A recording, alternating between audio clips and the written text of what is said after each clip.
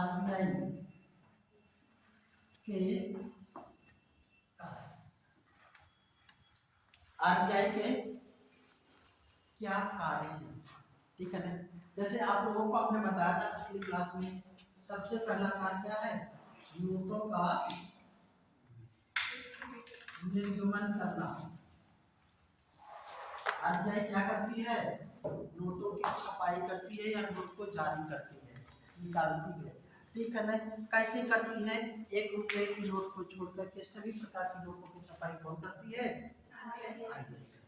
हमने कल बताया था कि आरबीआई तो 1 रुपए की ही नोट की छपाई करती है और बाकी नोटों की छपाई नहीं करती है। इसके अलावा हमने बताया था कि आपको आरबीआई नोटों की छपाई के लिए कौन सी पद्धति इस समय अपनाती है, तो उसे हमने बताया था कि न्यूनतम कोष प्रणाली। न्यूनतम कोष प्रणाली क्या होता है, अनुपातिक कोष प्रणाली क्या होता है, उसके बारे में कल बात की गई थी। साथ में हमने बताया था कल कि नोटों की छपाई आरबीआई किन किन स्थानों से करती है, ठीक है ना।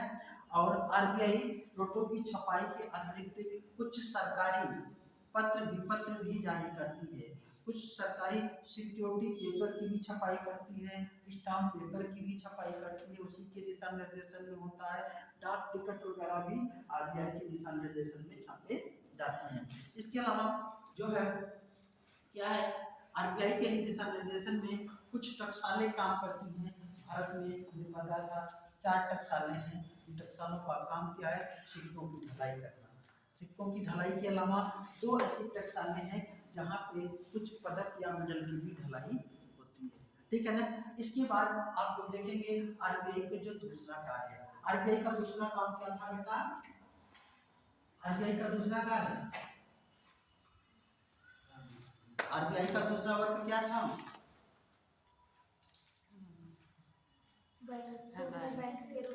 बैंकों के बैंक के रूप में कार्य करना। ध्यान रखिएगा, बैंकों के बैंक के रूप में कार्य करना। आरबीआई क्या करती है, बैंकों के बैंक के रूप में कार्य करती है। बैंकों के बैंक के रूप से मतलब क्या है, तात्पर्य है कि ध्यान रखें हमारे देश में जितनी भी व्यापारिक बैंकें हैं, जब इन बैंकों को ऋण की आवश्यकता होती है, पैसे की आवश्यकता होती है, तो ध्यान रखें वो कहाँ से ऋण लेते हैं, वो आरबीआई से लेते हैं। एक बार क्वेश्चन पूछा गया है, वह कौन सा जो बैंक है जिसमें आम जनता का खाता नहीं खोला जा सकता, वह बैंक है आरबीआई। क्योंकि आरबीआई आम जनता की, आम लोगों की बैंक नहीं है, यह क्या है, बैंकों का बैंक है। इसमें क्या होता है, बैंकों का खाता खोला जाता है। और ध्यान रखें कि ये जो आरबीआई है, जो बैंकों को जो ऋण देती है, उस ऋण को कहा जाता है बैंक दर। क्या होता है, बैंक दर। तो एक लिख लीजिएगा, बैंक दर, बैंक दर, जिसे हम लोग बैंक रेट भी कहते हैं। क्या कहते हैं बेटा, bank rate, bank rate.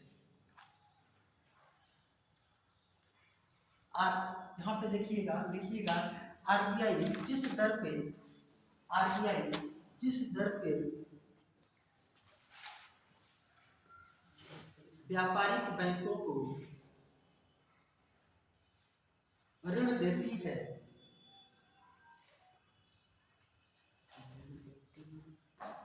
Bank दर कहलाता है। आरबीआई जिस दर पे व्यापारिक बैंकों को ऋण देती है, बैंक दर कहलाता है। वर्तमान में यह कितना है, 6.5%। कितना है, 6.5%। मतलब व्यापारिक बैंकें क्या करती हैं, आरबीआई से ऋण लेती हैं 6.5% की रेट से, और आप लोगों को या आम जनता को ऋण देती हैं इससे ज़्यादा। उससे फिर कमाएंगी और कुछ इसका हिस्सा क्या करेंगी, आरबीआई को भी दे देंगे। तो ये हो गया बैंकों के बैंक के रूप में कार्य करना। अगला क्या है, अच्छा एक चीज और भी ब्याज दर क्या होता है, इंटरेस्ट रेट है ना, ब्याज दर है तो था बैंक दर है ना, इसे कहते हैं इंटरेस्ट रेट, इंटरेस्ट रेट है ना, इंटरेस्ट रेट लिख लीजिएगा। जिस दर पे व्यापारिक बैंकें, जिस दर पे व्यापारिक बैंकें आम जनता को ऋण देती हैं,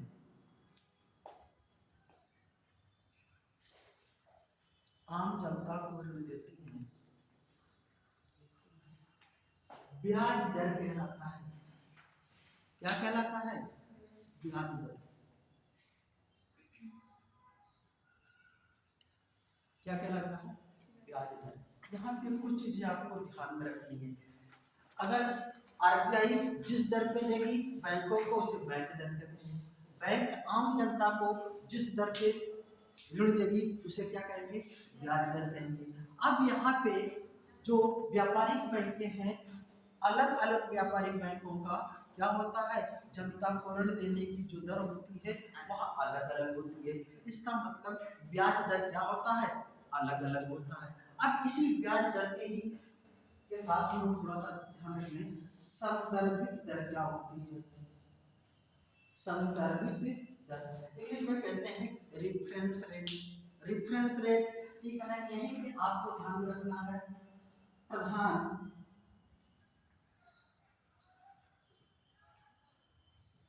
उधारी दर है ना, प्राइम लेंडिंग रेट ठीक है ना, इसे हम कहते हैं PLR ठीक है ना, PLR। यहीं पे आपको ध्यान रखना है। बेस दर है ना, आधार दर, इसे हम कहते हैं बेस रेट। यहीं पे आप समझ जाइए क्या होता है। ध्यान रखें, जो व्यापारिक जितनी भी बैंकें हैं उनका मुख्य काम क्या होता है, हमने आपको बताया था बैंकों का मुख्य कार्य अपनी साख का सृजन करना। क्या करना बेटा, अपनी साख का सृजन करना, या बैंकों का क्या होता है, मुख्य कार्य। अपनी साख के सृजन के लिए बैंकें क्या करती हैं, आम जनता से अपने पास पैसे रखवाती हैं, उसी पैसे के आधार पर लोगों को ऋण देती है, और ऋण देने के बाद उससे ब्याज भी प्राप्त करती है, और जो ब्याज प्राप्त करती है तो उसका एक भाग जिससे ऋण, जिसका धन है उसी को दे करके कुछ उस भाग अपने पास रख लेती है। आपको हमने जब मुद्रा की मांग, मुद्रा की पूर्ति बताया था, मुद्रा के कार्य के बारे में बताया था, तो ये हमने वहाँ पे इस चीज को भी हमने डिस्कस किया था कि बैंक कैसे काम करते हैं है ना। बैंक जो लोगों को ऋण देते हैं आम जनता को, या कोई बैंक कैसे काम करता है, हमने बताया था यम3 याद है आपको है ना। यम3 क्या होता है, जिसे हाई मनी पावर भी कहा जाता है। उसके अंतर्गत क्या क्या चीजें थी, हाई मनी पावर के तहत है ना, यम1 और बैंकों की सावधि जमा, याद नहीं आ रहा है ना, उसे पढ़िए, याद कीजिए है ना।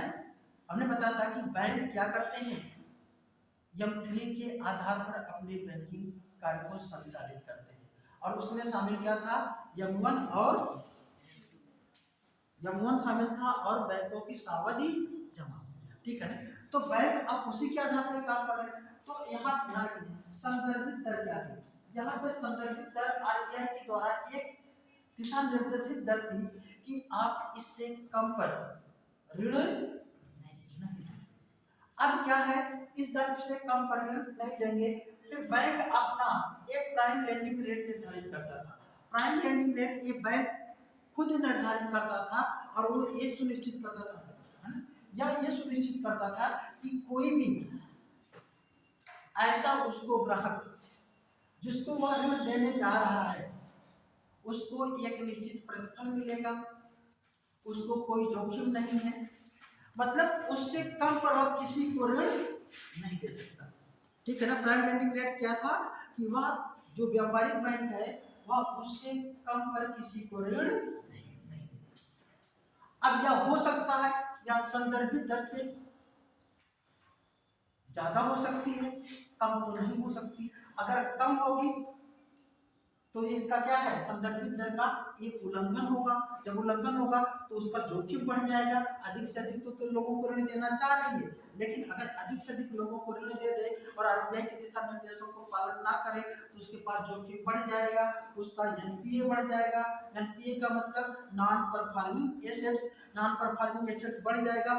नॉन परफॉर्मिंग एसेट्स क्या होता है, जो लोगों को ऋण दिया जाता है और वह समय पे जो वापस नहीं आता है उससे एनपीए कहते हैं। तो एनपीए बढ़ जाएगा तो आरबीआई उससे नाराज होगी, तो ऐसे बैंकों का लाइसेंस भी रद्द हो सकता है। ठीक है ना, इसलिए वे इसका पालन करते हैं आरबीआई के दिशा निर्देशों।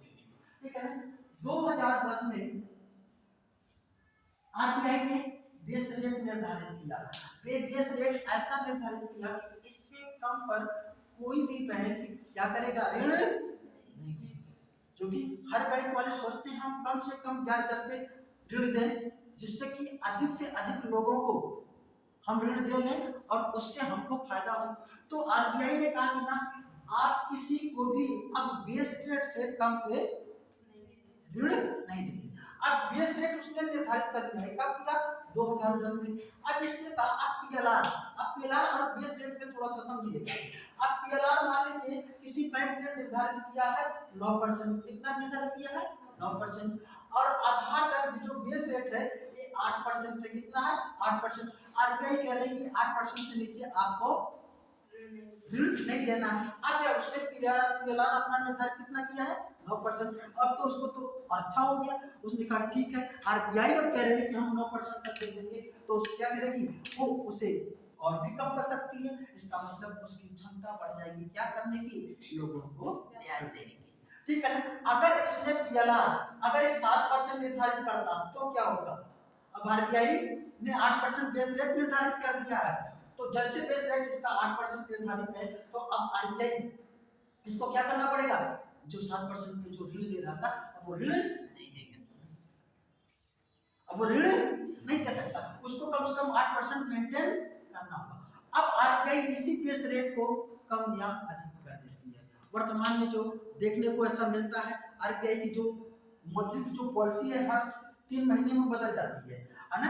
अब तो 2 महीने में बदलने लगी है ना। जब ये बदलती है तो इसमें क्या करता है, ये अपना बेस रेट पॉइंट समथिंग बढ़ा देता है। जनरली 8 और 8.5 के बीच में रहता है। अब जैसे ही बढ़ाता है वैसे ही बैंकों की अपनी ऋण देने की क्षमता घटती और बढ़ती रहती है। क्लियर हो गया ये चीजें, क्लियर हो गया। एक क्या है आपका संदर्भित दर क्या है, ठीक है ना, जिसे हम लोग रेफरेंस रेट कहते थे, पीएलआर क्या है और बेस रेट क्या है। ठीक, अब यहां से भी क्वेश्चन अगर पूछा जाए, ठीक है ना, कि बेस रेट कम हो और पीएलआर ज्यादा हो तो बैंकों को ऋण देने की क्षमता में क्या हो जाएगी, बढ़ोतरी हो जाएगी। क्या हो जाएगी, बढ़ोतरी, क्योंकि बेस हमारा आरबीआई का कम है और पीएलआर क्या है, ज्यादा है। जब बेस कम होगा तो उसकी क्षमता क्या हो जाएगी, बढ़ जाएगी। अगर ये क्वेश्चन कहा जाए जब बेस रेट कम हो और पीएलआर ज्यादा हो तो क्या हो जाएगी, बैंकों को ऋण देने की क्षमता में कमी आ जाएगी, या कहें बैंकों की जो मुद्रा का जो है क्या हो जाएगा, संकुचन हो जाएगा। ठीक है ना, यहाँ पे अपोजिट विस्तार हो जाएगा फिर संकुचन हो जाएगा। मतलब कि यहाँ पे जो व्यापारिक बैंक हैं उनके ऋण देने की क्षमता से ही यहाँ पे संदर्भित होता है। क्लियर हुआ यहाँ तक, चलिए। तो जो बैंक है, ठीक है ना, बैंक दर क्या है इसको ध्यान रखिएगा, और यहाँ पे ब्याज दर क्या है इसको आपने ध्यान रखा। आपने संदर्भित दर, प्रधानधारी दर और आधार दर इसको आपने देख लिया। ठीक है, चलिए अब तीसरा कार्य क्या था, आरबीआई का अगला वर्ग क्या था, सरकार बैंक के रूप में कार्य करना। सरकार के बैंक के रूप में कार्य करना। आरबीआई का जो नेटवर्क था वो सरकार के बैंक के रूप में कार्य करना। ठीक है ना, अब ध्यान रखिएगा आरबीआई कौन सी सरकार के बैंक के रूप में कार्य करती है। ऑप्शन है केंद्र सरकार या राज्य सरकार, तीसरा ऑप्शन है केंद्र और राज्य सरकार दोनों, और चौथा ऑप्शन है इनमें से कोई नहीं। आरबीआई है ना, सरकार के बैंक के रूप में कार्य करती है। क्वेश्चन हो गया। अब ऑप्शन है केंद्र सरकार के रूप में, केंद्र सरकार के बैंक के रूप में, दूसरा ऑप्शन है राज्य सरकार के बैंक के रूप में, तीसरा ऑप्शन है केंद्र और राज्य दोनों के रूप में, या चौथा ऑप्शन है इनमें से कोई नहीं। ध्यान रखिएगा, आरबीआई केंद्र और राज्य सरकार दोनों के बैंक के रूप में काम करती है। लिख लीजिएगा, आरबीआई केंद्र और राज्य दोनों सरकार के रूप में कार्य करती है। आरबीआई केंद्र और राज्य दोनों के, केंद्र और राज्य दोनों सरकार के बैंक के रूप में कार्य करती है। ठीक है ना।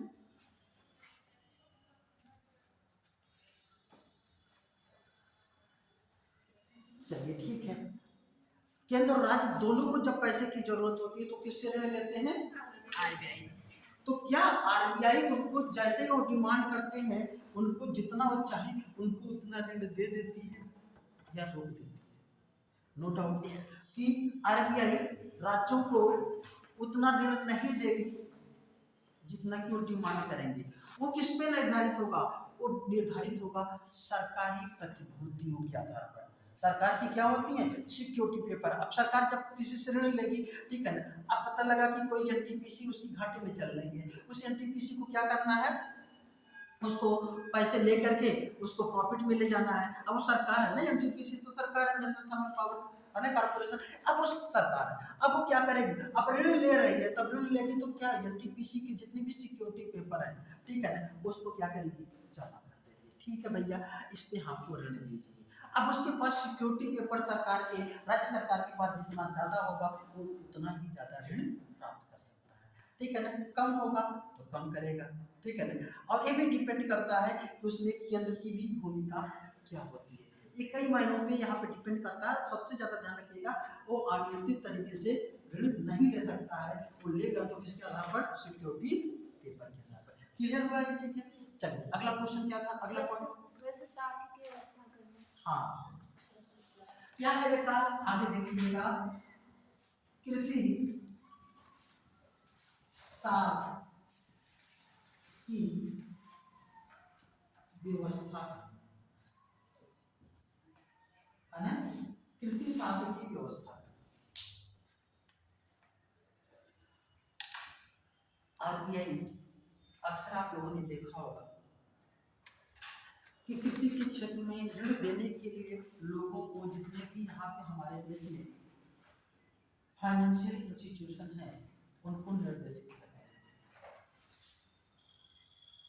आरबीआई के दिशा अनुसार जितने भी बैंक हमारे देश में काम करते हैं, वे लोग कृषि के क्षेत्र में अपने कुल ऋण का लगभग अलग अलग क्षेत्रों के लिए अलग अलग निर्धारित किया गया है।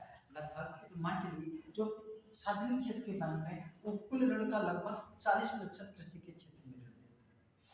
कितने? लगभग 40। जो निजी क्षेत्र के बैंक हैं उनको भी निर्देशित होता है कि आप अपने कुल ऋण का लगभग कितना? 32%, 30% वो निर्धारित होता है कि आप वहां पर ऋण देंगे। अब इन लोगों को वहां पर ऋण देना है। अब मान लीजिए कोई ऐसा बैंक है जो अपनी इस टारगेट को पूरा नहीं कर पाता कि हमको कृषि क्षेत्र में जितना ऋण देना है वो हम नहीं दे पा रहे, तो अक्सर ये बैंक क्या करते हैं? क्षेत्रीय ग्रामीण बैंकों के साथ समझौता कर लेते हैं और अलग अलग क्षेत्रों में क्षेत्रीय ग्रामीण बैंक स्थापित होते हैं। देखा क्षेत्रीय ग्रामीण बैंक? अक्सर आपने देखा होगा कि पंजाब क्षेत्रीय ग्रामीण बैंक देखा है आप लोगों ने, या एसबीआई क्षेत्रीय ग्रामीण बैंक, या यूनियन क्षेत्रीय ग्रामीण बैंक, या बैंक ऑफ बड़ौदा क्षेत्रीय ग्रामीण बैंक। मतलब एक बैंक लगा होगा तो जो बैंक उसके प्रमोटर के रूप में काम करती है, और क्षेत्रीय ग्रामीण बैंक क्या करती है? वो भी काम करती है। तो वो जो है, जो प्रमोटर के रूप में बैंक काम करती है, तो क्या होता है? उसके भी द्वारा जो ऋण मिलता है उसके इंक्लूड करता है। हम उसके बारे में पढ़ेंगे क्षेत्रीय ग्रामीण बैंक, ठीक है ना, तो उसके बारे में हम लोग डिटेल में पढ़ेंगे, तभी तो हम लोग आरबीआई के कार्यों के बारे में पढ़ रहे हैं। ठीक है ना, तो एक तो ये होता है। साथ ही आरबीआई ने एक संस्था की स्थापना की है जिसका नाम है NABARD. NABARD, national bank for agriculture and rural development, NABARD, ठीक है ना, नाबार्ड, ठीक है ना। नाबार्ड के माध्यम से कृषि के क्षेत्रों में ऋण की सुविधा उपलब्ध कराती है। इसकी स्थापना कब हुई थी? 12 जुलाई 1982 को, ठीक है ना। हम लोग नाबार्ड के बारे में भी डिटेल में पढ़ेंगे, ठीक है ना। बस आप ध्यान रखिएगा, कृषि क्षेत्र में भी ऋण के लिए क्या करती है? दिशा निर्देशित करती है। अगला काम क्या करती है बेटा? आर्थिक आंकड़ों को एकत्र एवं प्रकाशित करना। हाँ, आरबीआई क्या करती है? आर्थिक आंकड़ों को एकत्र करती है, प्रकाशित करती है। ये तो लोगों के मन में आ रहा है, ये तो काम तो सीएसओ या एसएसओ करता है, आरबीआई क्या करती है? कौन सा आंकड़ा उपलब्ध कराती है? नहीं। ध्यान रखिएगा, आरबीआई समय समय पर जितनी भी मौद्रिक नीतियां हैं उनके बारे में जानकारी देती है। साथ ही आरबीआई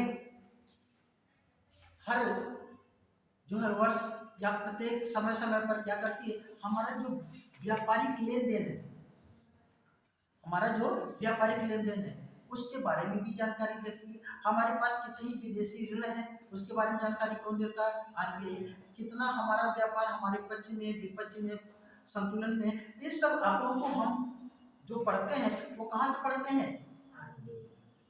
ध्यान रखिएगा, भारत में जो भी व्यापार का लेन देन होता है उन कौन बताता है? उसके बारे में जानकारी देता है, वो देती है लेनदारी देनदारी के बारे में हम लोग पढ़ेंगे, इंटरनेशनल ट्रेड के बारे में, तो वहाँ पे देखेंगे कि फिर आरबीआई की क्या भूमिका है, आरबीआई का कैसे प्रेजेंटेशन होता है, एक अलग ही चैप्टर होगा, ठीक है ना। ये काम भी करती है। अगला काम क्या बेटा? क्लियरिंग हाउस के रूप में काम। क्लियरिंग हाउस के रूप में काम करना।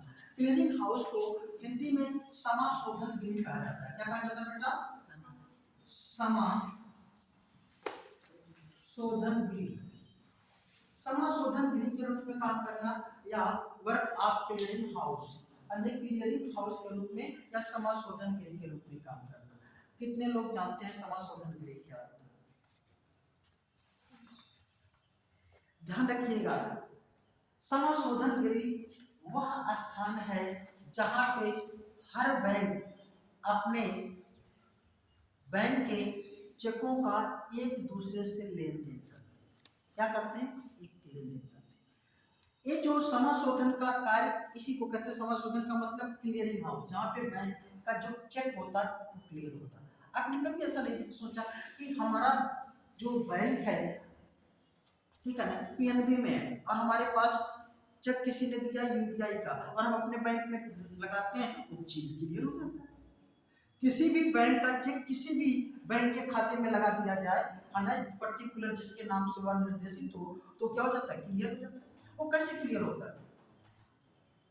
आज के 15-20 साल पहले जब आप लोग देखते होंगे कि चेक क्लियर होने में महीनों का समय लगता है,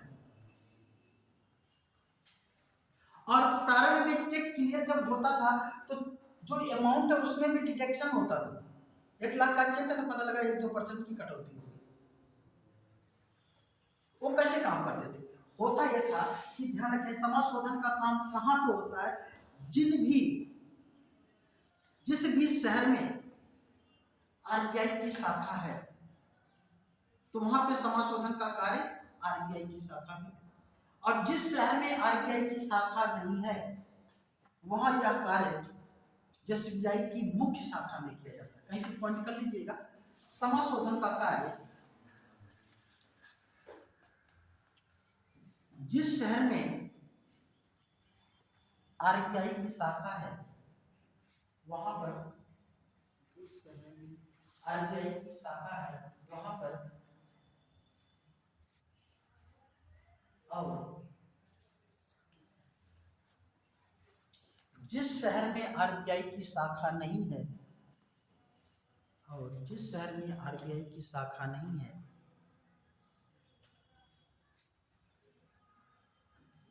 यह कार्य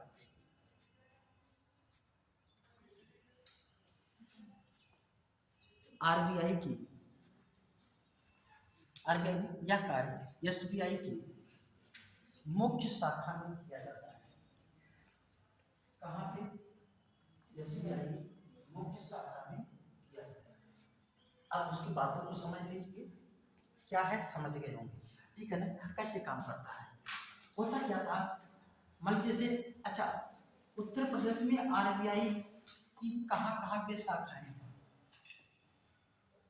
एक है लखनऊ में और दूसरा है कानपुर में। उत्तर प्रदेश में आरबीआई की 2 शाखाएं हैं, लखनऊ और कानपुर। लखनऊ में गोमती नगर में जो फन मॉल है उसके ठीक सामने है ना आरबीआई, ठीक है। वहां पे काम कहाँ पे किया जाएगा? आरबीआई की शाखा में। और सीतापुर में अगर ये क्लियरिंग हाउस का काम करना हो तो एसबीआई की मुख्य शाखा में किया जाएगा। एक होता क्या है कि जैसे किसी भी बैंक का जो चेक होता है, पहले क्या होता था, जब ऑनलाइन इतनी व्यवस्था नहीं थी, ऑनलाइन के बाद क्या परिवर्तन हुआ उसको बताएंगे। ऑनलाइन जब इतनी व्यवस्था नहीं थी तो हर बैंकों में जो चेक आता था, है ना, 1-2 दिन के बीच अंदर उस बैंक का एक कर्मचारी होता था जो अलग अलग शाखाओं में जाता था और चेक लेकर के आता था। और इसके बाद क्या करता था कि प्रत्येक दिन या उसके अंतराल पर जो है मुख्य शाखा में जाता था और एसबीआई वाले भी वहां पे आते थे, उनसे कहता था ये लीजिए आपकी ये क्या है, ये चेक है और आप हमारे अकाउंट में इतना क्रेडिट कीजिए। वो क्या करता था, उसको लेता था और फिर देखता था कि हाँ इनके अकाउंट में जिसका चेक है उतना पैसा है, तो फिर उसको क्लियर करता था, ठीक है, उसके खाते में उतना पैसा दे देता था। और जैसे उसके पास उसके उस बैंक के खाते में उतना पैसा आता था, वो उस व्यक्ति के खाते में उतना पैसा क्या होता था, ट्रांसफर हो जाता था। अब कार्य करने में लंबा समय लगता था, टाइम ज़्यादा लगता था, क्योंकि ग्रामीण क्षेत्रों में कभी कभी तो महीनों लग जाता था चेक क्लियर होने में, ठीक है ना। इसलिए चेक का जो है क्लियर होने का जो समय रखा गया था 3 महीने तक, ठीक है ना। आप कोई भी चेक आप लेकर के आज भी है 3 महीने तक उसका प्रयोग भी कर सकते हैं, ठीक है ना। मतलब एक टाइम ड्यूरेशन इतना लंबा इसलिए था, लेकिन समय के साथ हर चीजें बदलती हैं। अब चेक क्लियर बहुत आसानी से होता है। अब वहाँ पे औपचारिक रूप से लोग जाते हैं। होता क्या है कि जिस बैंक का चेक है उस पर मेंशन होता है, ठीक है ना। और फिर क्या करता है, जो मैनेजर है उस चेक को स्कैन कर लेता है। हर बैंक में भी स्कैन मशीन होती है, स्कैन कर लिया, स्कैन करके उसने मेल भेज दिया कहाँ पे, उस बैंक के पास, कि हाँ देखिए आपका चेक आया। उस बैंक ने का मैनेजर उसको देखा, उसके तुरंत अकाउंट का जो है लेखा जोखा लिया और कहता है कि सफिशिएंट फंड अनेट ओके, ओके किया तो तुरंत तो क्या हो गया, क्लियर हो गया। तुरंत क्या हो गया, क्लियर। अब वो चेक लेना देना तो औपचारिक है, उसे 2 दिन में, 4 दिन में, 10 दिन में कभी भी लिया। अब ये जो है मतलब चेक क्लियरिंग का काम बहुत फास्ट होने लगा, ठीक है ना। अब बैठे बैठे बैंक में चेक क्लियर हो जाता है। आज सुबह को लगाइए कहीं शाम तक क्लियर हो जाता है। प्राइवेट बैंकों में तो फास्ट हो गया, 24 से 48 घंटे में हो जाता है। और उसमें क्या, आप पब्लिक सेक्टर के बैंक में भी चले जाइए तो बहुत फास्ट होने लगा है, पहले ऐसा नहीं था, ठीक है। क्लियर हो रहा है ना, ये क्या काम है, कैसे करता है, वर्क कैसे करता है। चलिए अगला काम क्या है, आईएमएफ में भारत का प्रतिनिधित्व करना। हाँ, आईएमएफ में ध्यान रखिएगा, अंतरराष्ट्रीय मुद्रा कोष, इंटरनेशनल मॉनेटरी फंड, जिसकी स्थापना कब हुई थी, 1945 में, जिसका मुख्यालय कहाँ पे है, अमेरिका के वाशिंगटन डीसी में, ठीक है ना।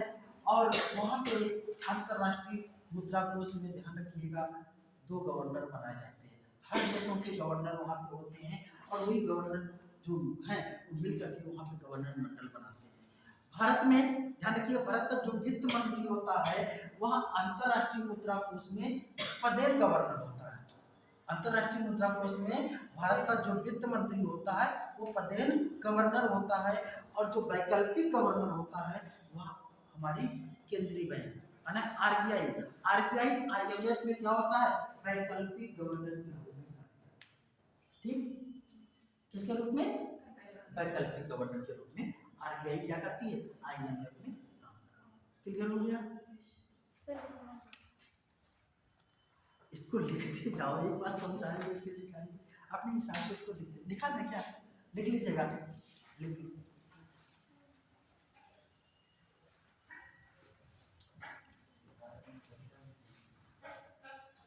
आरबीआई अंतरराष्ट्रीय मुद्रा कोष में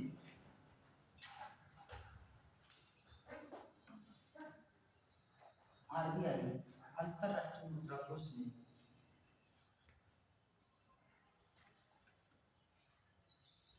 भारत के वैकल्पिक गवर्नर के रूप में कार्य करती है।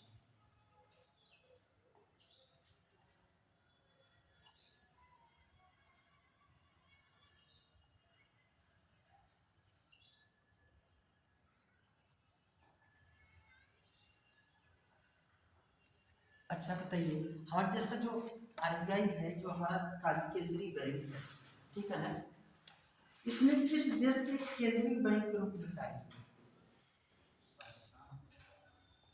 जिसके पाकिस्तान, ठीक है ना। ध्यान रखिएगा, देश की स्वतंत्रता के बाद, ठीक है ना, हमारा देश स्वतंत्र हुआ 15 अगस्त 1947 में, लेकिन जून 1948 तक जो हमारे देश का केंद्रीय बैंक है, ये पाकिस्तान के केंद्रीय बैंक के रूप में भी कार्य किया है। कभी भी अगर इस तरीके की क्वेश्चन बने तो आप ध्यान रखिएगा, ये पाकिस्तान के भी केंद्रीय बैंक के रूप में कार्य किया है। कब? जून 1948। और ध्यान रखिए, भारत का जो केंद्रीय बैंक है ये बहुत ही पावरफुल है। क्या है? बहुत ही पावरफुल। जिस समय अगर हम बात करें, जो भारत के जो लोग हैं, ठीक है ना, ये जो भारत का प्रतिनिधित्व जो IMF में होता है, जो केंद्रीय बैंक ये करता है, ठीक है ना, ये भारत का ही नहीं, कुछ और भी देशों का एक रिप्रेजेंटेटर के रूप में काम करता है, ठीक है ना। जैसे आपका भूटान है, बांग्लादेश है, श्रीलंका है। भूटान, बांग्लादेश और श्रीलंका के रिप्रेजेंटेटिव के रूप में हमारे देश का केंद्रीय बैंक काम करता है, ठीक है ना। ध्यान रखिए, कौन कौन सा देश है, कहीं पे नोट कर लो। भूटान, हम लोग पढ़ेंगे IMF में, पढ़ेंगे सब चीजों को IMF में, ठीक है ना। भारत किसका किसका? भूटान, श्रीलंका और बांग्लादेश का भी प्रतिनिधित्व करता है, ठीक है ना।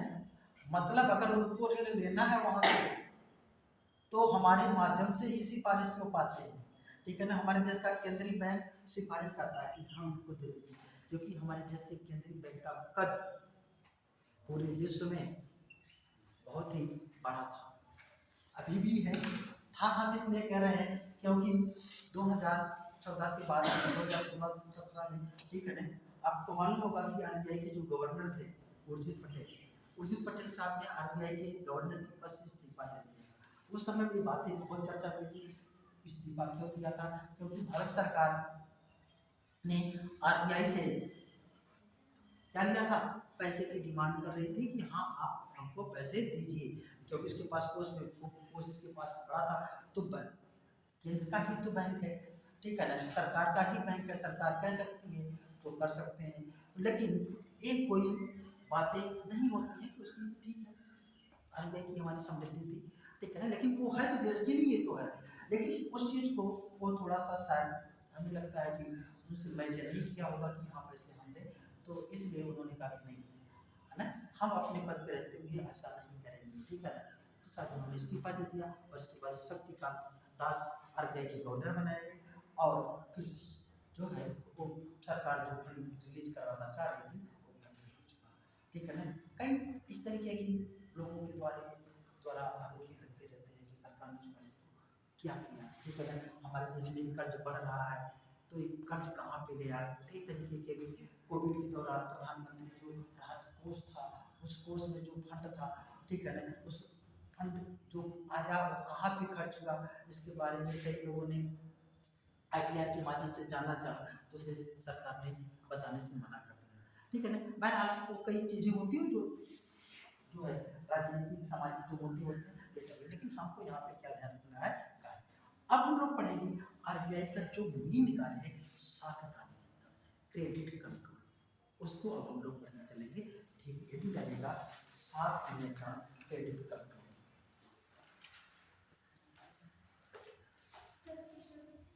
साख नियंत्रण, क्रेडिट कंट्रोल।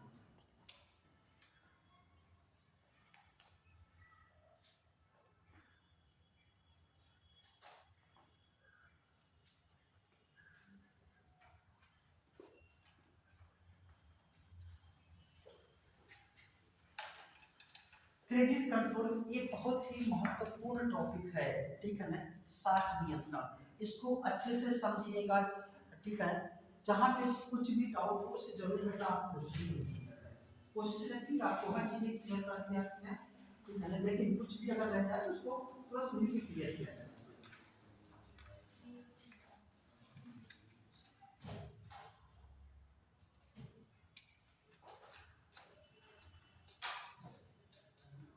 आरबीआई का जो मुख्य कार्य है अर्थव्यवस्था में हमारी इकोनॉमी को जो है डेवलप करते रहना, बढ़ाते रहना, और उसमें जो मुद्रा की जो भूमिका होती है उसको संतुलित बनाए रखना। क्या करना? संतुलित बनाए रखना। उसके लिए आरबीआई क्या करती है, जो बाजार में या देश के अंदर इकोनॉमिक सिस्टम में जो मुद्रा की मात्रा है उसे नियंत्रित करती है। उसी नियंत्रण को ही हम लोग आरबीआई के द्वारा जो है साख का नियंत्रण करते हैं, क्रेडिट कंट्रोल करते हैं। वो क्रेडिट कंट्रोल कैसे करती है आरबीआई, उस चीज को हम लोग समझेंगे, ठीक है ना। इसके लिए आरबीआई कई जो है एंगल का सहारा लेती है। कई एंगल है, एक तो दीर्घकालीन है ना कंट्रोल, और दूसरा होता है अल्पकालीन। तो पहले लिखिएगा है ना, दीर्घकालीन साख नियंत्रण, दीर्घकालीन साख नियंत्रण, दीर्घकालीन साख, दीर्घकालीन साख नियंत्रण के लिए आरबीआई क्या करती है, CRR, SLR और एक साथ जो बैंक है,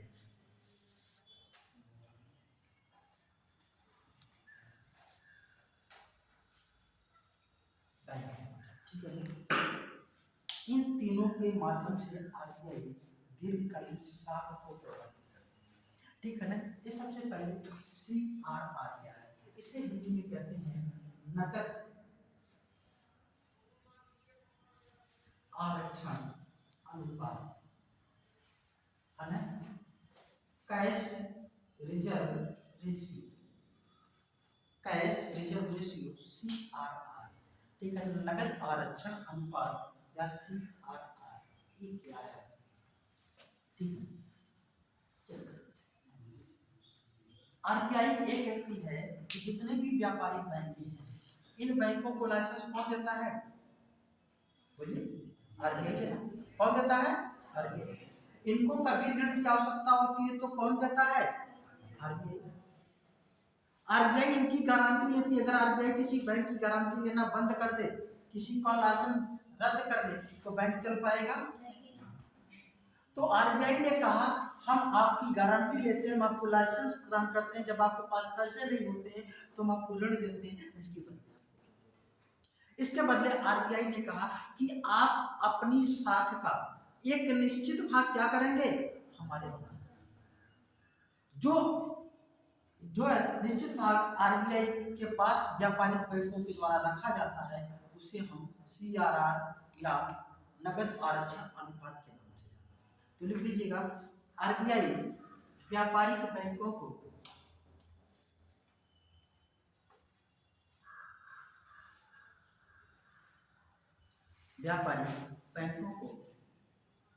उनकी साख का निश्चित भाग, उनकी साख का निश्चित भाग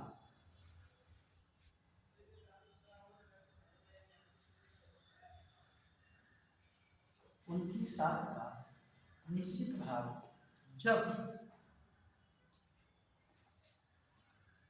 अपने पास रखने के लिए निर्देशित करती है,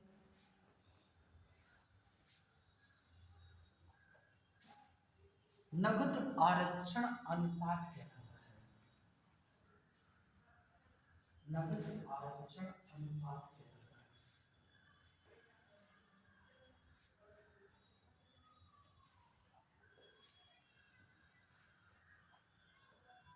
क्या कहलाता है? नगद आरक्षण अनुपात। वर्तमान में यह 4.5% है, 4.5। अभी ध्यान रखिएगा, ये 23 दिसंबर 2023 का डाटा है, मतलब अभी यह 15 दिन भी नहीं हुआ है, इसका डाटा है। इसका मतलब एक बेटा एकदम करंट का है, एक चेंज होता रहता है, एक करंट एकदम मत मानिए। जब भी आपको एग्जाम देना है आप उसको देखिए कि CR कितना है, ठीक है ना। अब लिखिएगा, जब वैसे लिखिएगा मुद्रास्फीति की स्थिति में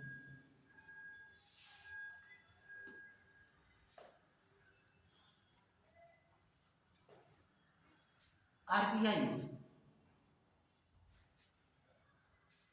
सीआरआर में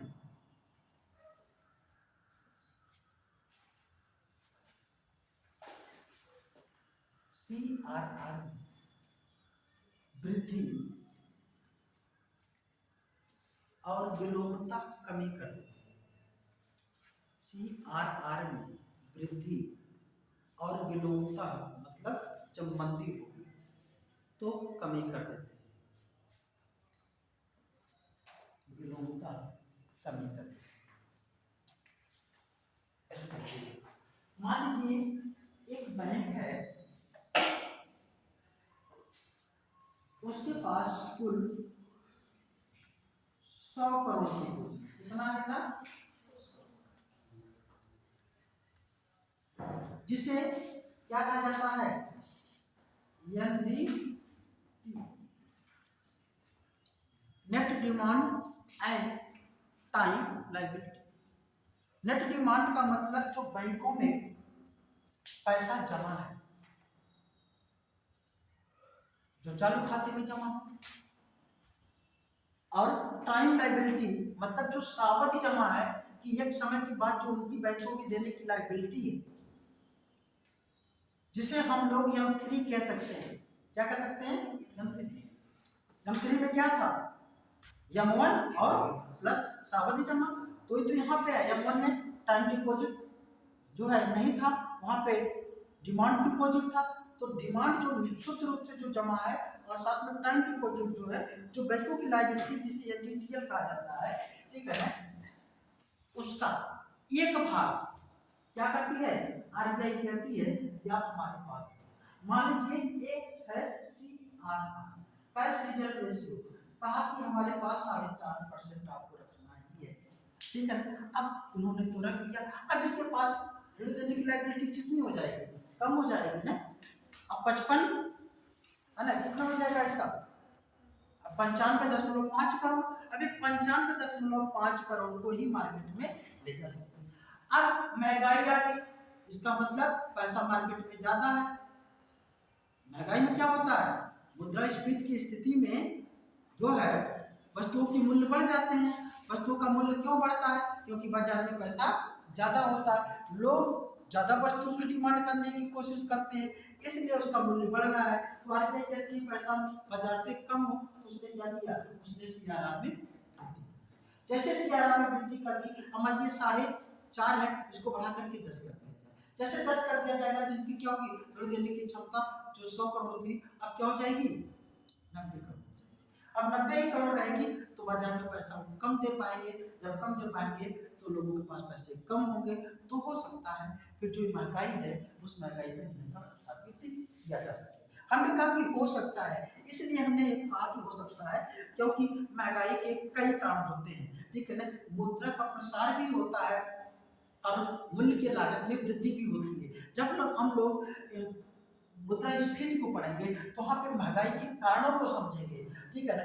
2013 की मैं बात करूं बेटा, 2013 में जो महंगाई बढ़ रही थी, ठीक है ना, वहाँ पे आरबीआई के ऊपर इतना दबाव था कि 12 महीनों में 13 बार उसने रिपो रेट, रिवर्स रिपो सब में परिवर्तन किया था, लेकिन फिर भी महंगाई पर नियंत्रण स्थापित नहीं हो पाया था। वो क्यों नहीं हुआ था? उसके पीछे कुछ मुख्य कारण थे, हम आपको बताएंगे जब क्या है मुद्रास्फीति को पढ़ाएंगे। अभी तो आप ध्यान रखिएगा सीआरआर, ठीक है ना। दूसरा लिखिएगा एसएलआर, ठीक है ना, जिसे कहते हैं वैधानिक तरलता अनुपात, स्टैट्यूटरी लिक्विडिटी रेशियो, है ना, वैधानिक।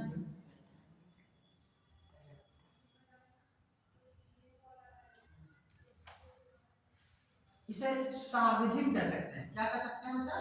सांविधिक लिखिएगा ज्यादा से, सांविधिक तरलता अनुपात,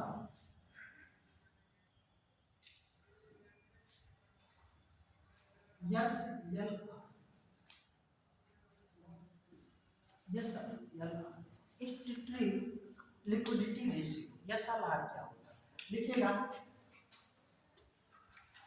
आरबीआई व्यापारिक बैंकों को उनकी साख का एक निश्चित भाग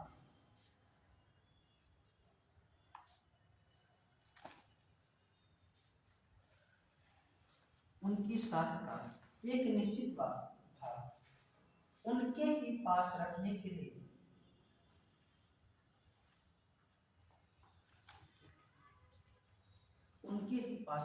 लिए निर्देशित करती है।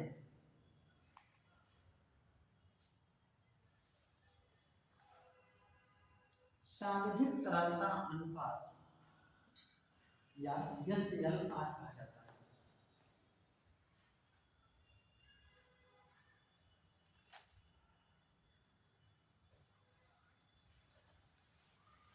वर्तमान में यह 18% है।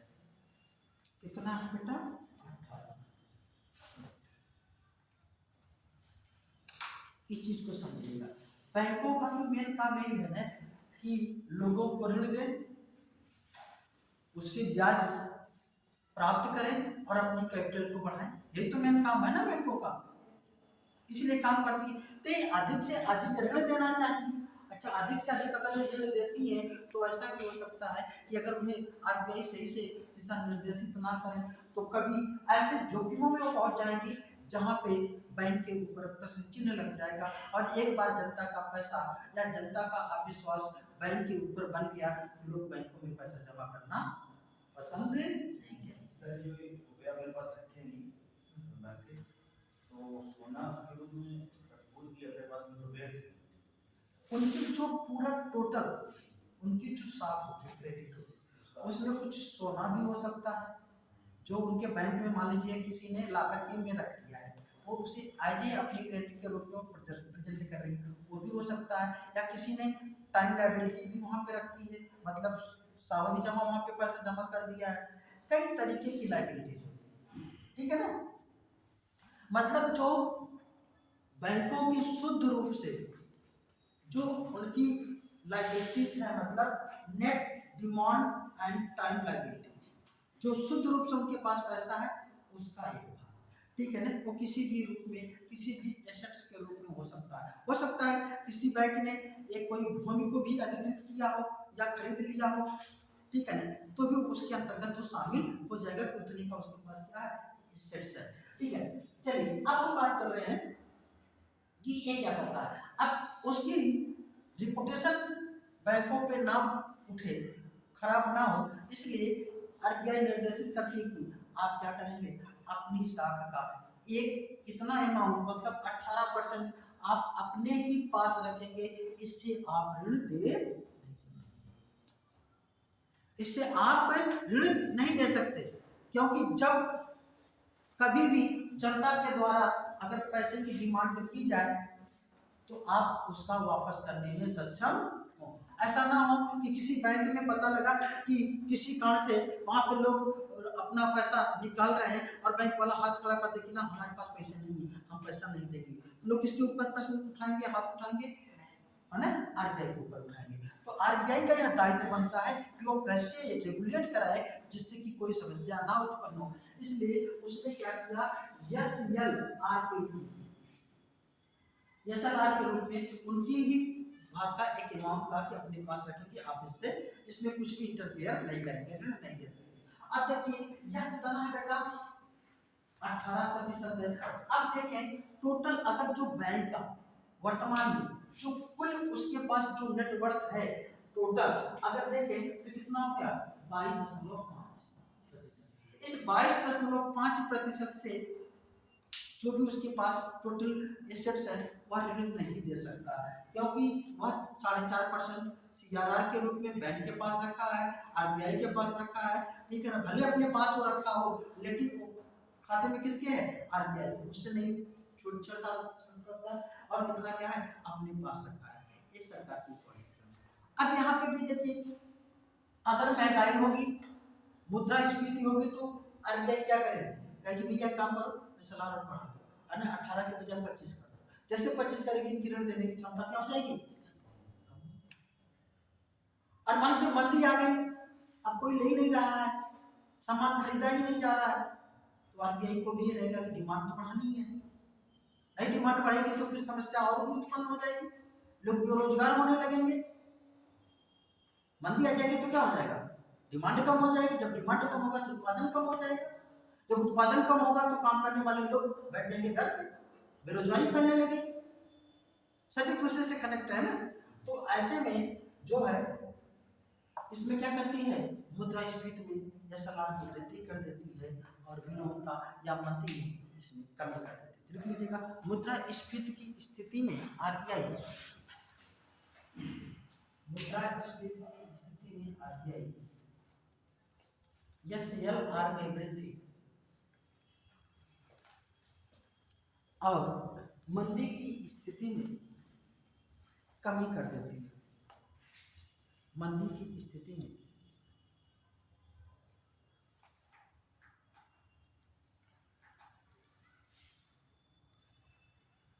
कमी कर देती है।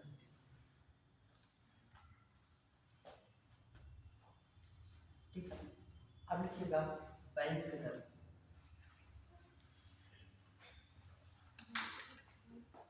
बैंक दर आप लोगों को बताया था, बैंक दर दिखाने की जरूरत है नहीं। क्या होता है, जो आरबीआई से जिस दर पे बैंक ऋण लेते हैं वो क्या होता है, बैंक दर कहलाता है। एक चीज यहाँ पे नोट कर लीजिए, ठीक है, नोट कर लीजिए, कहीं बात में भूल जाए। देखिए बैंक दर, देखिएगा जिस दर पर बैंक आरबीआई से ऋण लेते हैं बैंक दर कहलाता है। चाहे बैंक आरबीआई से ऋण लेते हो या आरबीआई जिस दर पे देता हो, बात एक ही हुई, बैंक दर कहलाता है। मुद्रास्फीति की स्थिति में, मतलब महंगाई, मुद्रास्फीति की स्थिति में बैंक दर में वृद्धि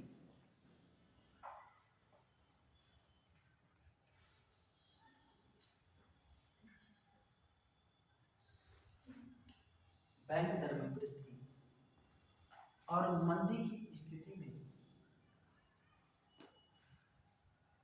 बैंक दर में कमी हो जाती है या कमी कर देती है।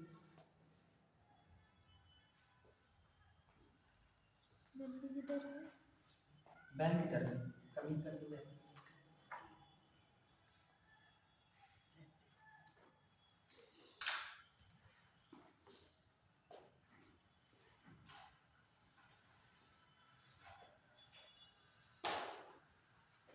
ठीक है, ये तो आरबीआई दीर्घकालीन साख को प्रभावित करने के लिए उनका उपयोग करती है, लेकिन अल्पकालीन साख को प्रभावित करना है तो क्या करती है। अब देखिएगा, अल्पकालीन साख का नियंत्रण,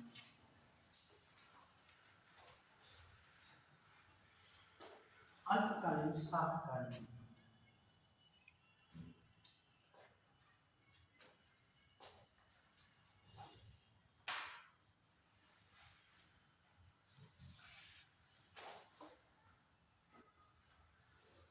यहां तक समझ में आया, किसी को कोई डाउट, कोई डाउट नहीं।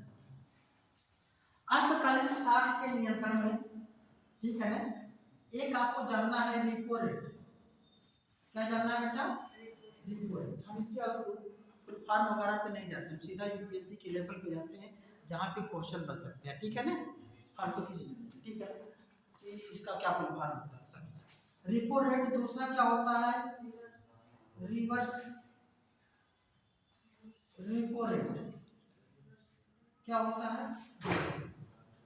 और ध्यान रखिएगा, सरकारी प्रतिभूतियों का क्रय विक्रय, है ना। तीसरा है सरकारी प्रतिभूतियों का क्रय विक्रय, क्या पढ़ेंगे।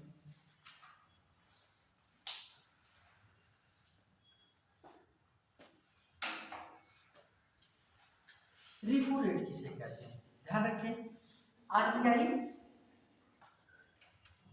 अल्पकालीन साख को कैसे प्रभावित करती है। दरअसल में जो बैंकें हैं वो आरबीआई से थोड़े समय के ऋण लेती है, लेकिन आरबीआई थोड़े समय का ऋण कैसे देगी, क्यों देगी यार, है ना। वो तो बैंक दर पे लीजिए, उसका इंटरेस्ट ज्यादा है,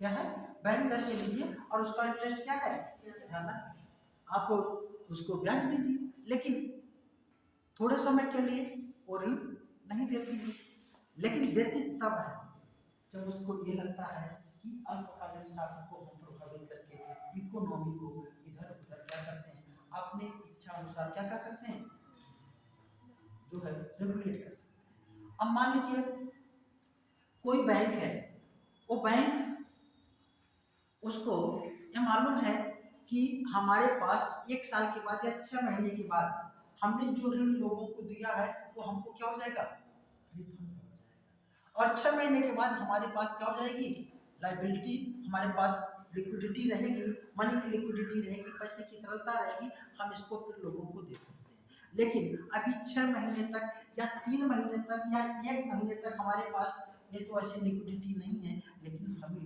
लोगों को ऋण दे करके पैसे कमाने, ठीक है ना। तो बैंक क्या करेंगे, यहाँ पे बैंक वाले ऋण लेंगे, किससे लेंगे, किस आधार पे, अल्पकाल के लिए लेंगे, लेकिन अब उसके लिए भी कोई ऋण देगा तो भाई उसके लिए सिक्योरिटी पेपर रखाएगा, क्या रखाएगा, सिक्योरिटी पेपर। ऑलरेडी है ना, आरबीआई के पास जितनी भी व्यापारिक बैंकें हैं उन व्यापारिक बैंकों की क्या है, सीआरआर के रूप में कुछ सिक्योरिटी पेपर तो वहां पे है, उसके आधार पर ध्यान रखिएगा, जो सिक्योरिटी पेपर है उसके आधार पर उस क्या करता है, लोगों को ऋण देता है बैंक दर के आधार पर, लेकिन उससे भी लोगों का जब काम नहीं हो पाता है तो कहता है कि ठीक है आपकी जो सिक्योरिटी पेपर है उतना नहीं, लेकिन हाँ उसका 10%, 20%, 50%, 25% वो जितना चाहे उस आधार पर लोगों को ऋण देने के लिए तैयार होती है, ठीक है ना।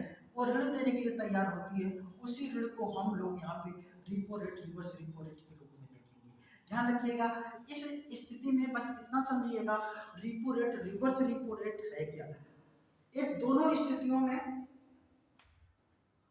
आरबीआई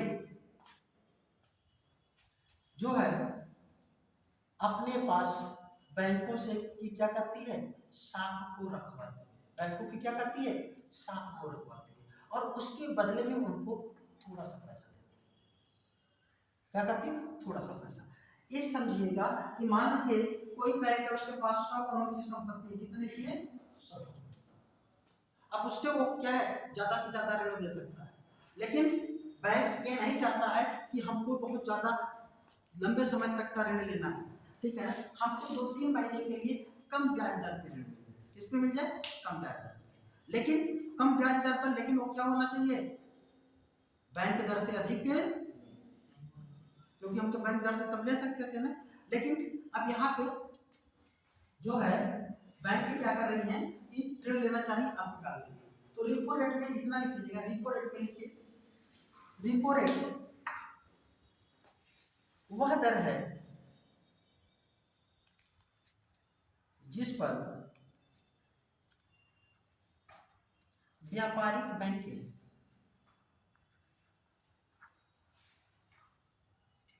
अपनी साख के पुनर्कटौती के बदले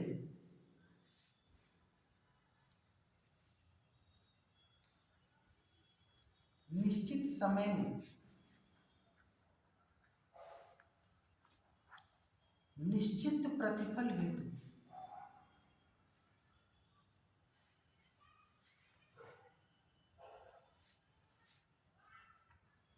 आरबीआई के पास रखती हैं, आरबीआई के पास रखती है। इसमें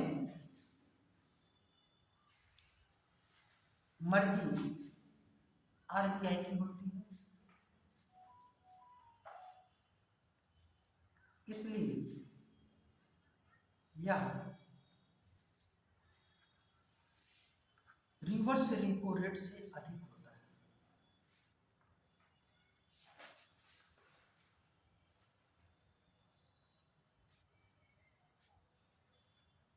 रिवर्स रेपो रेट से अधिक होता है।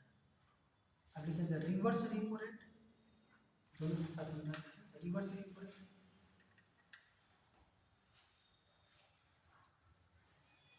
देखिए, रिवर्स रेपो रेट में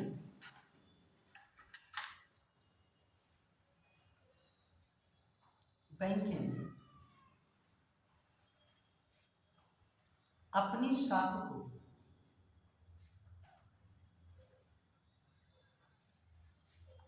एक निश्चित समय के लिए निश्चित प्रतिफल हेतु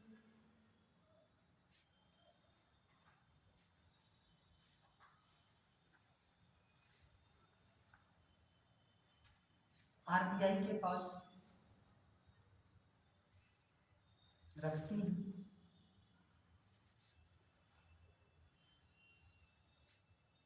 किंतु इसमें मर्जी व्यापारिक बैंकों की होती है। मर्जी व्यापारिक बैंकों की होती है। इसीलिए रिवर्स रेपो रेट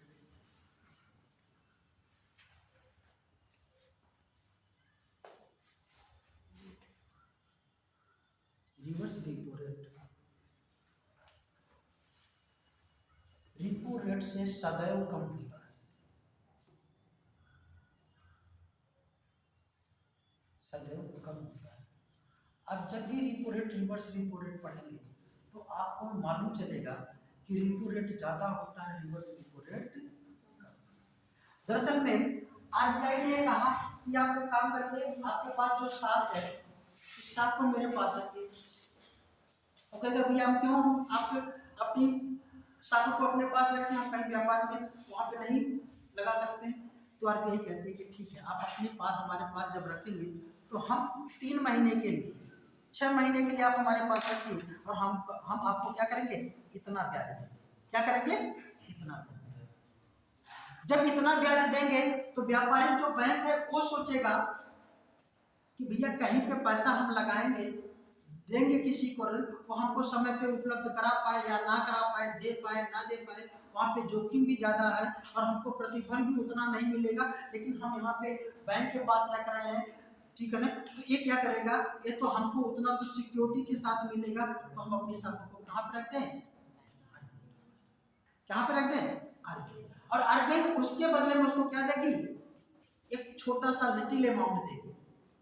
उस लिटिल अमाउंट से क्या कर सकता है, वो ऋण दे करके अपनी कैश को कर सकता है। लेकिन अपनी साख को कहां पर रख दिया, आरबीआई। अब अपनी साख को आरबीआई के पास रख दिया तो उसकी लायबिलिटीज कम हो गई। अब उसका सीआरआर या एसएलआर के माध्यम से और भी कम हो गया, तो मार्केट में ज्यादा पैसा दे पाएगा, नहीं दे पाएगा। जब नहीं दे पाएगा तो यही तो आरबीआई चाह रही थी। तो आरबीआई क्या करती है, ये रेपो रेट में ऑफर ज्यादा करती है, लो हम इतना आपको देंगे, ठीक है ना। तो रेपो रेट में क्या होता है, रेपो रेट में पैसा कहाँ पे, साख आरबीआई के पास जमा होता है, उसका एक लिटिल अमाउंट केवल बैंकों के पास आता है, ठीक। जिससे हम लोग कहते हैं कि बैंक ने ऋण लिया, ऋण लिया किसके आधार पर, अपनी साख के आधार पर लिया, ठीक है। अब रिवर्स रेपो रेट में क्या होता है, इसमें भी अब जो व्यापारिक बैंक है और उसके पास लगता है कि मेरे पास पैसा है, लेकिन अगर हम कहीं पे ऋण देंगे तो जोखिम में है, हम इस पैसे को इसे हम कहीं पर ऋण देना नहीं चाहते, 3 महीने के बाद देना चाहते हैं। तो कहेगा कि यार भाई एक काम करो, आप हमारे पैसे को अपने पास रख लो, 3 महीने के लिए रख लो, एक 3 महीने के हमको छोटा सा प्रतिफल दे देना, हमको कोई दिक्कत नहीं है। तो आरबीआई क्या कहेंगे, हम ब्याज कम देंगे, क्या देंगे, ब्याज कम देंगे। रिवर्स रेपो रेट में ब्याज कम होता है, क्योंकि मर्जी किसकी होती है, व्यापारी की। किसकी होती है, व्यापारी। अब वो कह रहे हैं कि हमारा पैसा रख लो, हमको ब्याज दे देना, कहेगा कि हम कम देंगे।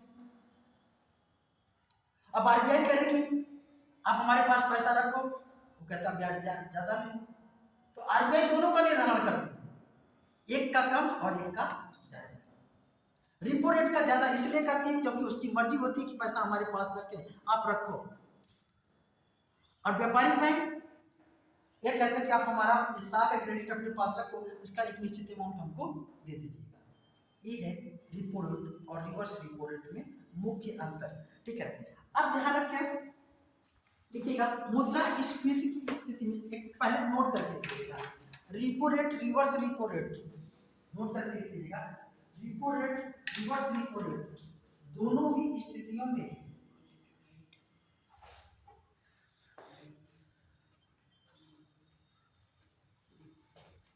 स्थितियों में व्यापारिक बैंकें अपनी साख को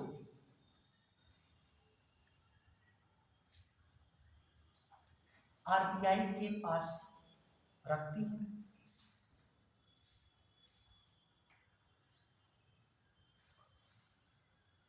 और बदले में उन्हें छोटा कम प्रतिफल या ऋण प्राप्त होता है। कम लिखिए, कम प्रतिफल या ऋण प्राप्त होता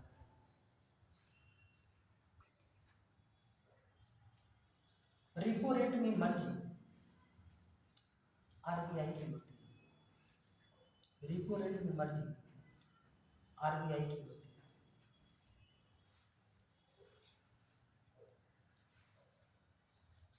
जबकि रिवर्स रिपो रेट में मर्जी व्यापारिक बैंकों की होती है।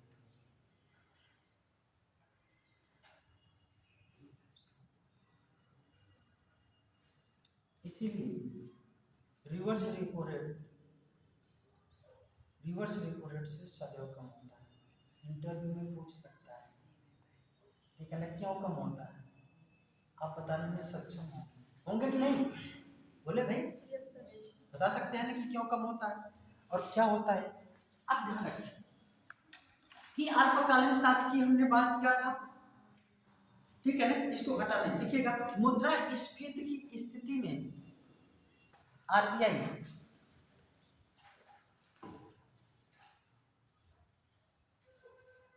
इसमें वृद्धि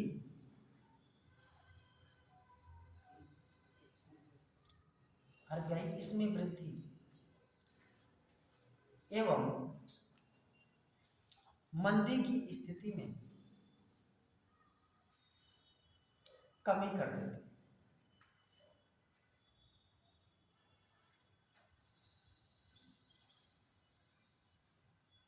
मंदी की स्थिति में क्या करती है?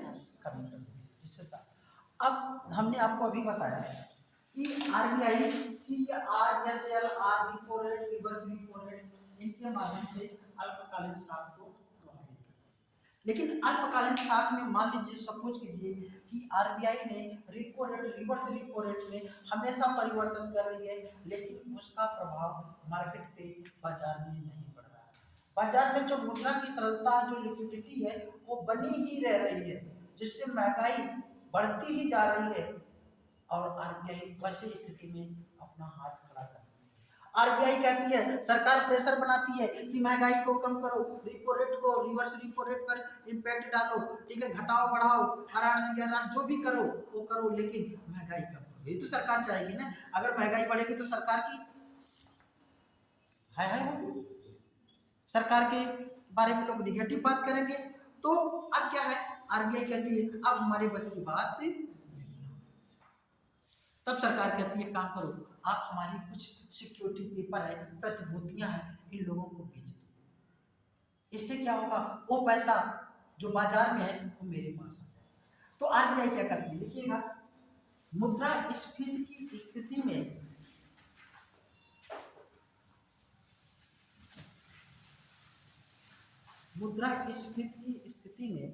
आरबीआई सरकारी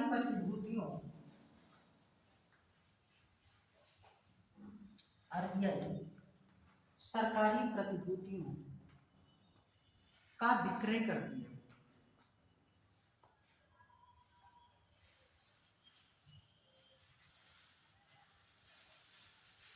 क्या करती है?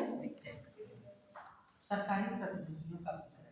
मतलब सरकार ने अपने सिक्योरिटी पेपर जारी कर दिए, ठीक, जिसे हम कहते हैं बॉन्ड के रूप में। कोई भी सिक्योरिटी पेपर है ना, किसान विकास पत्र, इंदिरा विकास पत्र पहले आता था, अब कम हो गया, ठीक है ना। उसमें क्या सरकार ने जारी कर दिया, अब जनता के बीच में आरबीआई किसी बैंक के माध्यम से कुछ कर रही है, बॉन्ड जारी, बॉन्ड हुआ है। अब क्या है, आपने ले लिया, कहा कि चलो ठीक है, अब हमारे पास तो पैसा था, अब हमने क्या किया, उस सिक्योरिटी पेपर को खरीद लिया। खरीदा का मतलब वो कागज मेरे पास आ गया, जनता के पास आ गया, और जो पैसा था जनता के पास किसके पास चला जाएगा? बैंकों के माध्यम से आरबीआई के पास। आरबीआई तो नहीं बेचती न खरीदती, कितनी उसकी ब्रांचें हैं, वो कोई एक काम किसके माध्यम से कराएगा? बैंकों के ही माध्यम से कराएगा। तो क्या हुआ, अब सिक्योरिटी पेपर, आप जाके कहेंगे हमको सिक्योरिटी पेपर चाहिए, ये बॉन्ड चाहिए। बॉन्ड क्या है? एक प्रकार का ऋण पत्र, कागज ही तो है। अब वो कागज वो आपको दे देता है, कहता लो एक काम करो, 1000 रुपया हमारे पास जमा कर दो। अब वो 1000 रुपया अब आप कहाँ पे चला गया? उस प्रतिभूत के बदले उस बैंक के माध्यम से होते हुए कहाँ पे चला गया? अब जब आप ऐसे सभी लोग करेंगे तो जो लिक्विडिटी मार्केट में है जो मनी की, वो क्या होगी? कम हो जाएगी।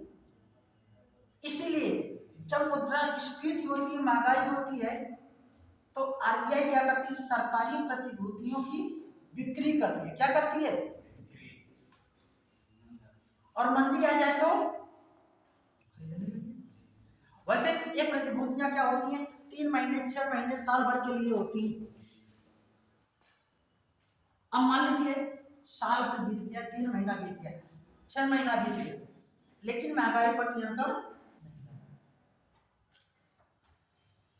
महंगाई पर नियंत्रण भाई कम तो होगा, नो डाउट। आरबीआई फेल हो गई, सरकार कहेगी और प्रतिभूतियों को बेच दो, ज्यादा ऑफर करके बेच दो, लोगों के पास पहुंच तो गया। लेकिन सरकार को यह अंदेशा था कि अगले 3 महीने में स्थिति सामान्य हो जाएगी, तो उसने जो प्रतिभूति बेची केवल 3 महीने के लिए बेची। कितने महीने के लिए? 3 महीने के लिए। अब 3 महीने के बाद आप सब लोग क्या करेंगे? रिटर्न मानेंगे, कहेंगे सरकार से कि आप अपने प्रतिभूति लो, 3 महीने का हो गया, अब हमको पैसा दो हमारा, उसकी ब्याज सही। 1000 दिया था तो 1200 लेंगे। अब पैसा तो फिर मार्केट में आ गया, अब तो और महंगाई बढ़ सकती है, बढ़ सकती है कि नहीं? तब आरबीआई कहती है कि नहीं, ऐसा नहीं करेंगे। आरबीआई एक ऑपरेशन चलाती है जिसे कहते हैं स्वैप ऑपरेशन। स्वैप ऑपरेशन,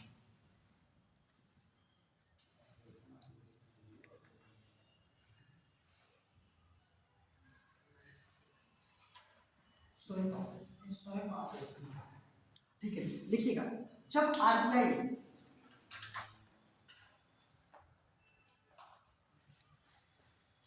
दीर्घकालीन प्रतिभूतियों को, दीर्घकालीन नहीं, अल्पकालीन, अल्पकालीन प्रतिभूतियों को एक ही स्थान पर क्रय कर,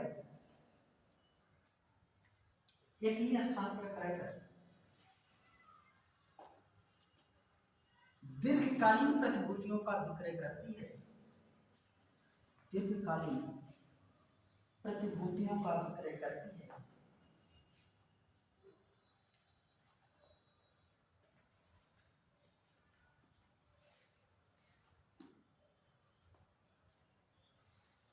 स्वैप ऑपरेशन कहलाता है।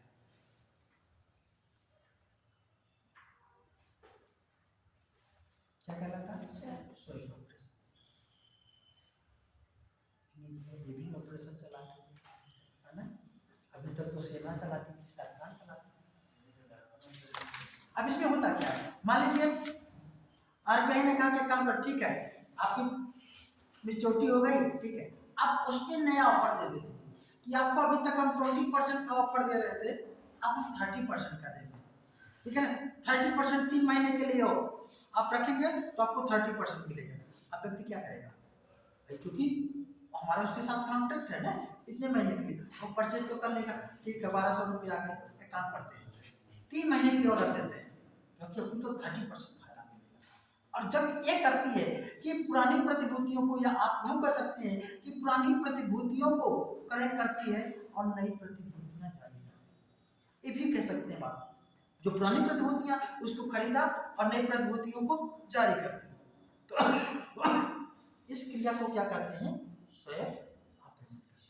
क्लियर हो गया स्वैप ऑपरेशन? ठीक है। इस तरीके से आरबीआई अपनी शाखा का क्या करती है? नियंत्रण। अपनी शाखा का क्या करती है? नियंत्रण। चलिए अब यहाँ पे कुछ क्वेश्चन हम पूछते हैं और आप लोग उसका आंसर बताएंगे, जिससे कि ये चीजें एकदम क्लियर हो जाए। ठीक, चलिए सीआरआर किसे कहते हैं?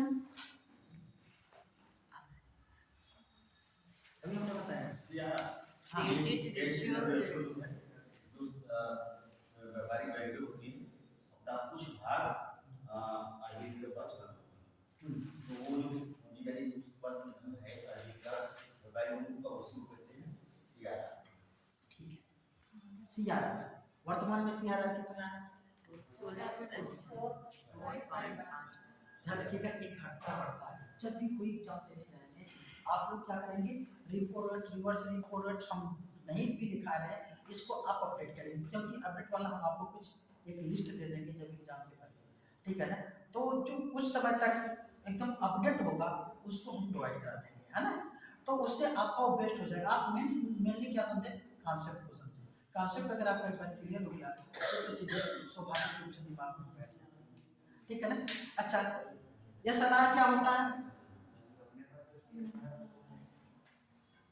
ये सलाह हाँ मिसाल सलाह होता है मतलब जो व्यापारी बैंक के होती है हाँ सीआर निकाल कर उनके पास जो बचता है प्रतिभूति के रूप में सोना के रूप में व्यापारी बैंक के अपने पास होती है।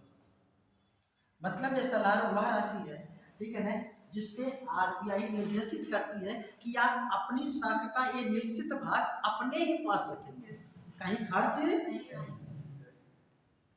उसे हम क्या कहते हैं?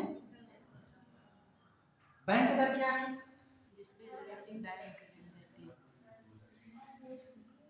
बैंक दर क्या है? जिसपे आरबीआई बैंकों को ऋण देती है या व्यापारिक बैंक के जिस दर पे आरबीआई से ऋण लेती है। यहाँ पे वो देती है, यहाँ पे वो लेता है, जिस दर पे उसे क्या कहते हैं? व्यापारिक बैंक के जिस दर पर दीर्घकालीन ऋण लेती है। दीर्घकालीन कह सकते हैं या ऋण कहें तो ज्यादा अच्छा। ठीक है ना? खाली ऋण कहेंगे तो इधर ये repo rate, reverse repo rate, ठीक है ना, आप कह सकते हैं जैसे, ठीक है ना? तो क्या कहेंगे? ब्याज दर। ब्याज दर क्या है? समझ रहे हैं ना? बता लेंगे। ब्याज दर वह दर है जिसपे व्यापारिक बैंक आम लोगों को ऋण देती है। और वो कैसे ऋण देती हैं? जो ब्याज दर है वो निर्धारित होता है कैसे? हमने आपको बताया था पीएलआर क्या होता है, रेफरेंस रेट क्या होता है, बेस रेट क्या होता है, पहले ही बताया कैसे निर्धारित करते हैं। ठीक है ना? आपको रिपो रेट, रिवर्स, ध्यान रखिएगा जितने भी आप जो है पिछले जो एग्जाम है उनको उठा करके देखिएगा, अक्सर पूछता है। ठीक है ना? यूपीएससी में क्वेश्चन पूछा गया है मुद्रास्फीति की स्थिति में, ठीक है ना, ये यूपीएससी का क्वेश्चन है, मुद्रास्फीति की स्थिति में आरबीआई करती है। ठीक है ना? सीआरआर में वृद्धि, एसएलआर में वृद्धि, कई ऑप्शन दे देगा। सरकारी प्रतिभूतियों का क्रय, सरकारी प्रतिभूतियों का विक्रय, फिर ठीक है ना, रिपो रेट में कमी, रिपो रेट में वृद्धि, और फिर ऑप्शन देती है।